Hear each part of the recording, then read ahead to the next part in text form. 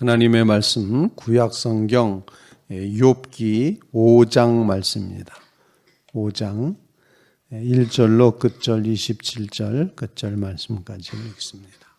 너는 부르짖어 보라, 내게 응답할 자가 있겠느냐? 거룩한 자 중에 내가 누구에게로 향하겠느냐? 분노가 미련한 자를 죽이고 시기가 어리석은 자를 멸하느니라. 내가 미련한 자가 뿌리 내리는 것을 보고 그의 집을 당장에 저주하였노라. 그의 자식들은 구원에서 멀고 성문에서 억눌리나 구하는 자가 없으며 그가 추수한 것은 줄인 자가 먹되 덫에 걸린 것도 빼앗으며 올무가 그의 재산을 향하여 입을 벌리느니라. 재난은 티끌에서 일어나는 것이 아니며 고생은 흙에서 나는 것이 아니니라. 사람은 고생을 위하여 났으니 불꽃이 위로 날아가는 것 같으니라. 나라면 하나님을 찾겠고 내 일을 하나님께 의탁하리라. 하나님은 헤아릴 수 없이 큰 일을 행하시며 기이한 일을 셀 수 없이 행하시나니 비를 땅에 내리시고 물을 밭에 보내시며 낮은 자를 높이 드시고 애곡하는 자를 일으키사 구원에 이르게 하시느니라. 하나님은 교활한 자의 계교를 꺾으사 그들의 손이 성공하지 못하게 하시며 지혜로운 자가 자기의 계략에 빠지게 하시며 간교한 자의 계략을 무너뜨리심으로 그들은 낮에도 어두움을 만나고 대낮에도 더듬기를 밤과 같이 하느니라. 하나님은 가난한 자를 강한 자의 칼과 그 입에서 또한 그들의 손에서 구출하여 주시나니 그러므로 가난한 자가 희망이 있고 악행이 스스로 입을 다무느니라. 볼지어다 하나님께 징계를 받는 자에게는 복이 있나니 그런즉 너는 전능자의 징계를 업신여기지 말지니라. 하나님은 아프게 하시다가 싸매시며 상하게 하시다가 그의 손으로 고치시나니 6가지 환난에서 너를 구원하시며 7가지 환난이라도 그 재앙이 내게 미치지 않게 하시며 기근 때의 죽음에서 전쟁 때의 칼의 위협에서 너를 구원하실 터인즉 내가 혀의 채찍을 피하여 숨을 수가 있고 멸망이 올 때에도 두려워 아니할 것이라. 너는 멸망과 기근을 비웃으며 들짐승을 두려워하지 말라. 들에 있는 돌이 너와 언약을 맺겠고 들짐승들이 너와 화목하게 살 것이니라. 내가 내 장막의 평안함을 알고 내 우리를 살펴도 잃은 것이 없을 것이며 내 자손이 많아지며 내 후손의 땅의 풀과 같이 될 줄을 내가 알 것이라. 내가 장수하다가 무덤에 이르리니 마치 곡식단을 제때에 들어올림 같으니라. 같이 볼지어다 우리가 연구한 바가 이와 같으니 너는 들어보라. 그러면 내가 알리라. 아멘.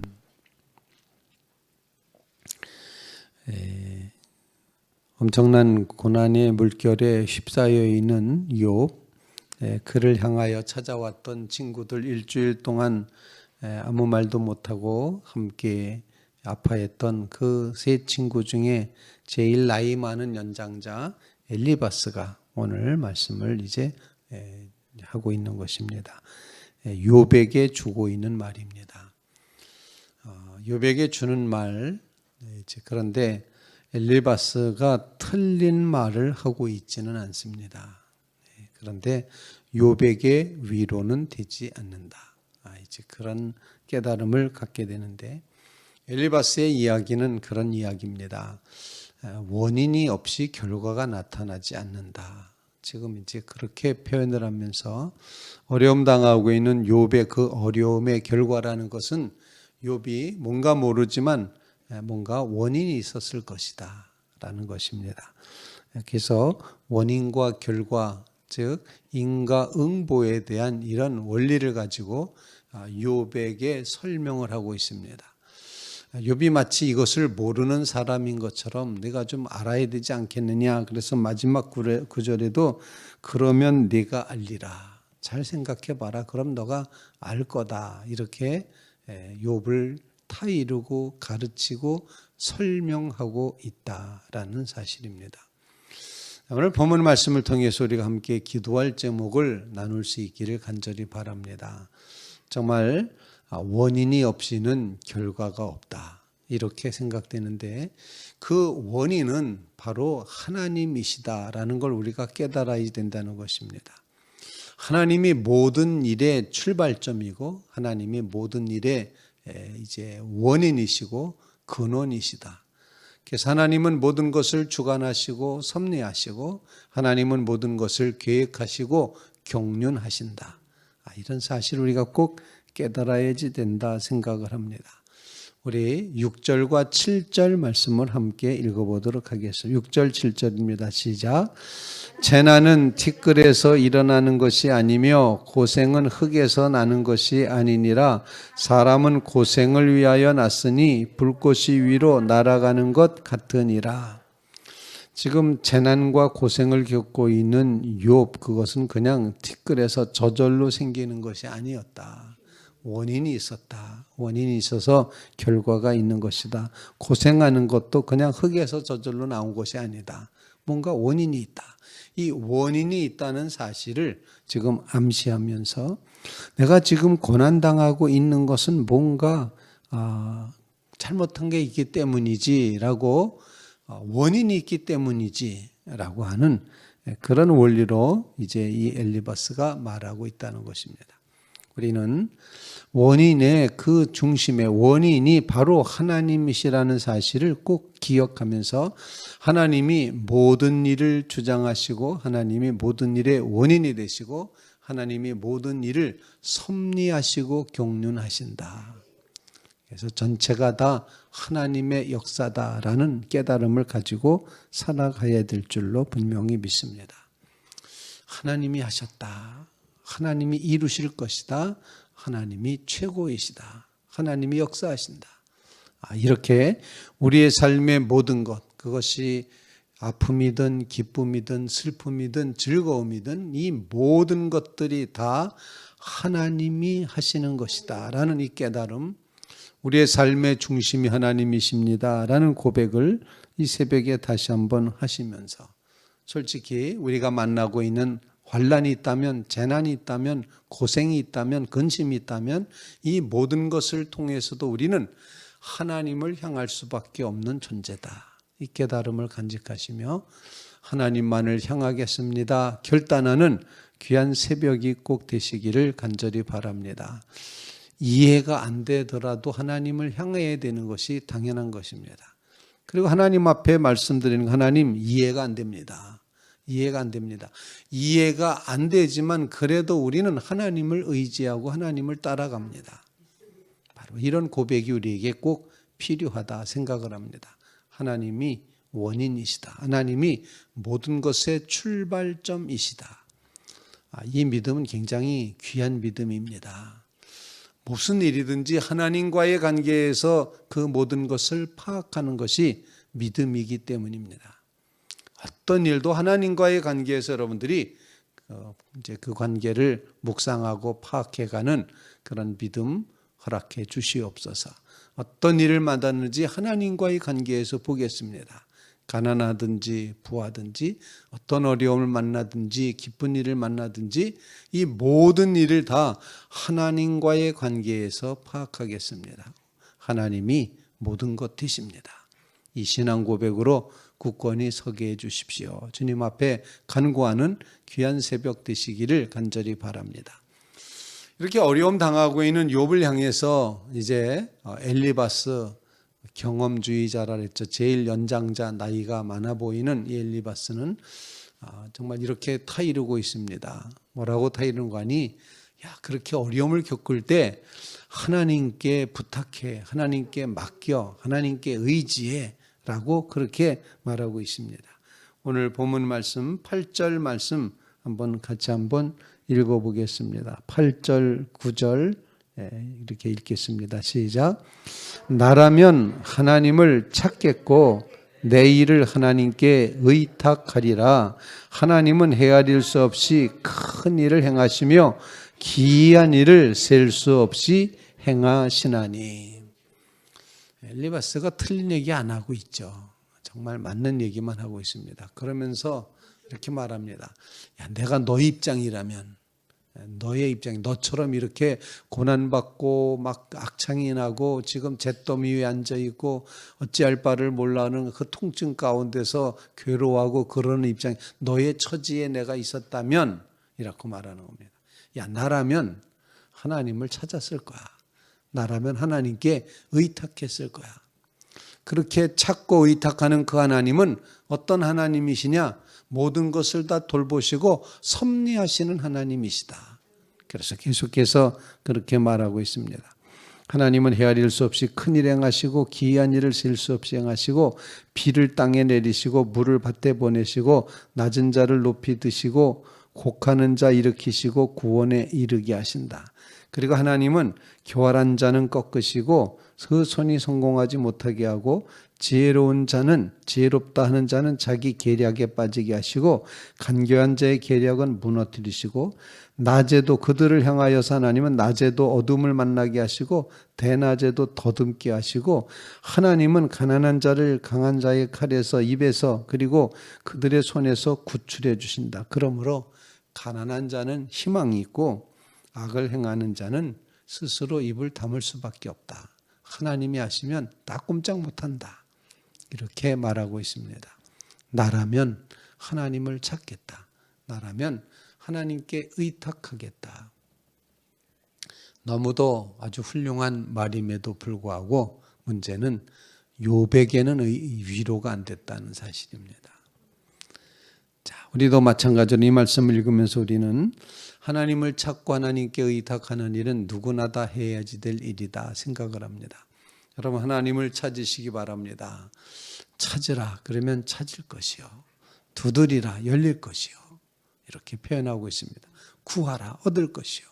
하나님을 의탁하며 하나님께 맡겨드리는 이 믿음. 여기서 의탁한다고 하는 단어는 굉장히 중요한 믿음을 표현하는 단어입니다. 의탁한다는 것은 마치 지게대로 지게를 세워놓은 것 같습니다. 그래서 지게는 지게대에다가 의탁하고 있는 겁니다. 그래서 지게대를 빼면 어떻게 됩니까? 지게가 쓰러집니다. 짐을 많이 실었어도 지게대가 버티고 있습니다. 의탁한 겁니다. 그런데 그 지게대를 빼버리면 그냥 무너지고 만다는 사실, 그런 사실을 우리에게 보여줍니다. 의탁하는 믿음, 온전히 하나님 앞에 다 맡기고 의탁하는 이 믿음의 자리, 꼭 우리가 이제 간직해야 될 믿음의 자리라 생각합니다. 하나님을 찾고 하나님을 의지함으로 하나님이 나의 지게대와 같으십니다. 나에겐 무거운 짐이 짊어져 있습니다. 그런데 하나님을 의탁함으로 버티고 있습니다. 하나님이 이렇게 버텨주시는 나의 의지이십니다. 하나님을 굳게 의지함으로서는 믿음의 성도들 꼭 되시기를 주님의 이름으로 부탁을 드립니다. 세상에 아무것도 의지할 것이 없다고 생각되는 그 순간조차도 하나님을 의지하셔야 됩니다. 정말 아무도 날 도와줄 리 없다고 판단되는 그 시점에서조차도 하나님을 의지와 도움으로 삼으며 살아가는 그 귀한 믿음의 자리, 그래서 구원하시고 튼튼하게 하시고 또 높은 것은 낮아지게 하시고 낮은 것을 높게 하시고 겸손한 자를 세우시고 교만한 자를 꺾어 가시는 이 하나님의 모습, 하나님을 꼭 기억하며 그 하나님께 의지함으로서는 믿음의 성도들 꼭 되시기를 바랍니다. 하나님을 이제 지게의 그 지팡이로 삼는 것처럼 전적으로 의탁하겠습니다. 하나님께 의지하고 섰으니 하나님 책임져 주실 줄로 분명히 믿습니다. 이 믿음으로 하나님 앞에 서는 주의 성도들 다 되시기를 주님의 이름으로 부탁을 드립니다. 세 번째로 오늘 본문 말씀에 엘리바스는 이런 얘기를 합니다. 너가 그래도 벌 받고 있다는 것은 그래도 하나님께 외면당하고 있지 않은 거야. 그러니 벌 받는 것 자체를 복이라고 생각해도 좋을 거야 라고 말하고 있습니다. 사실 징계받는 것 자체를 다 싫어하지 않습니다. 벌 받는 거 좋아할 사람이 어디 있겠습니까? 그럼에도 불구하고 깊이 생각해 보면 히브리서에도 그런 말씀이 있습니다만 아들을 징계하지 않는 아비가 어디 있느냐. 아버지는 다 아들을 징계하게 돼 있다. 만약에 징계가 없다면 그건 사생자다. 참 아들이 아니다. 이렇게 말하고 있습니다.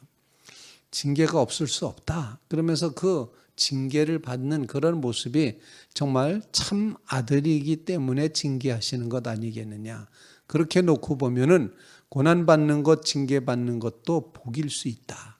이렇게 말하고 있습니다. 아주 정말 틀린 말은 아닙니다. 우리 본문 말씀 17절 말씀 한번 다 같이 한번 17절 18절을 읽겠습니다. 시작. 볼지어다 하나님께 징계받는 자에게는 복이 있나니 그런즉 너는 전능자의 징계를 없인 여기지 말지니라. 하나님은 아프게 하시다가 싸매시며 상하게 하시다가 그의 손으로 고치시나니. 6가지 환난에서도 고쳐주시고 7가지 환난에서도 고쳐주시고 하나님은 이렇게 정말 기근 때의 죽음에서 전쟁 때의 칼의 위협에서 너를 구원해 주신다. 하나님은 정말 이처럼 하나님께 전능자의 그 모습, 하나님의 모습 본문에 쭉 기록을 하고 있는데 제가 한번 이제 편안한 번역을 한번 읽어봅니다. 하나님은 찌르기도 하시지만 싸매어 주시기도 하신다. 6가지 환난에서도 너를 구원해 주시고 7가지 환난에서도 재앙이 너에게 이르지 않게 해주시고 기근 가운데서도 너를 굶어 죽지 않게 하시고 전쟁이 벌어져도 너를 칼에서 구해 주신다. 너는 혀의 저주를 피할 수가 있다. 파멸이 다가와도 두려워하지 않을 것이다. 약탈과 굶주림쯤은 비웃어 넘길 수도 있고 들짐승을 두려워하지 않게 될 것이고 들에 흩어진 돌과도 계약을 맺고 들짐승과도 평화롭게 지내게 될 것이다. 그래서 너는 집안이 두루 평안한 것을 보게 될 것이고 가축 우리를 두루 살필 때마다 잃어버린 것 한 마리도 없다는 것을 깨닫게 될 것이고 자손도 많이 늘어나고 땅이 풀같이 많아지는 것을 보게 될 것이다. 때가 되면 곡식단이 타작마당으로 가듯이 너는 장수를 누리다가 수명이 다 차면 무덤으로 들어갈 것이다. 이것이 우리가 지금까지 살펴본 것이니 틀림없는 사실이다. 그러니 부디 잘 듣고 너 스스로 생각해서라도 이것을 알아차리길 바란다. 아주 구구절절 맞는 말을 좀 하고 있습니다. 자, 이 본문을 통해서 저는 이 본문을 묵상하다가 그런 생각을 했습니다. 하나님이 징계하시지 않는다면 어쩌면 버린 것일 수 있다. 내버리신 것일 수 있다라는 깨달음입니다. 하나님의 뜻을 구하며 살아가는 주의 백성들에게 고난과 역경이 찾아올 수 있다는 것, 아니 반드시 찾아온다는 사실 기억해야지 됩니다. 이 사실을 굳게 믿고 있었던 감리교의 창시자 존 웨슬리 목사님은 늘 박해가 있었고 늘 핍박이 있었고 늘 반대자가 있었고 대적자가 있었는데 어느 순간인가부터 좀 조용한 것 같습니다. 아무도 반대하지 않고 좋아하는 사람만 있고 환영하는 사람만 있고 이렇게 경험을 합니다. 그때 존 웨슬리 목사님이 퍼뜩 깨달았습니다. 혹시 내가 하나님의 뜻대로 살고 있지 않아서 지금 고난과 박해가 없는 것 아닐까? 이렇게 생각하면서 하나님, 내가 뭐 잘못한 게 있나요? 제가 하나님을 외면하고 하나님의 뜻 아닌 것을 하고 있나요? 하나님이 날 버리셨나요? 이렇게 반성하며 기도하는데 어느 날 여전히 벽돌을 들어서 이제 웨슬리에게 던지는 박해자가 나타났습니다. 그때 존 웨슬리 목사님은 마차에서 내려서 밭고랑이에 무릎을 꿇고 기도하면서 아이고 하나님 감사합니다. 하나님이 저를 버리지 않으셨다는 걸 깨달았습니다. 박해를 받으면서도 박해를 받는 것이 내가 하나님의 뜻대로 행하고 있다고 하는 어떤 바로메타로 그렇게 생각했던 존 웨슬리의 모습을 보여주고 있습니다. 우리는 정말 하나님께서 이 모든 일, 하나님께 고난을 받고 징계를 받고 어려움을 받는 것조차도 복일 수 있다. 만약에 그렇지 않다면 하나님은 아예 내버려 두신 것일 수도 있다. 이런 깊은 깨달음을 가지시면서 하나님 앞에 더욱 의지함으로써는 믿음의 성도들, 구원의 하나님을 굳게 의지하는 주의 성도들 꼭 되시기를 바랍니다. 하나님의 목적은 결국에는 구원해 내시는 겁니다. 때로는 내버려 두실 수도 있고, 때로는 때리실 수도 있고, 때로는 칭찬해 주실 수도 있고, 때로는 위로와 격려를 주실 수도 있습니다. 이 모든 것의 결론은 내가 널 구원하기 위함이다. 우리를 구원해 내시기 위한 하나님의 방법인 것을 기억합니다. 그러므로 심리적으로 하나님과 멀리 떨어졌던 주의 백성들은 다시 주께로 가까이 돌아와야 되는 것입니다.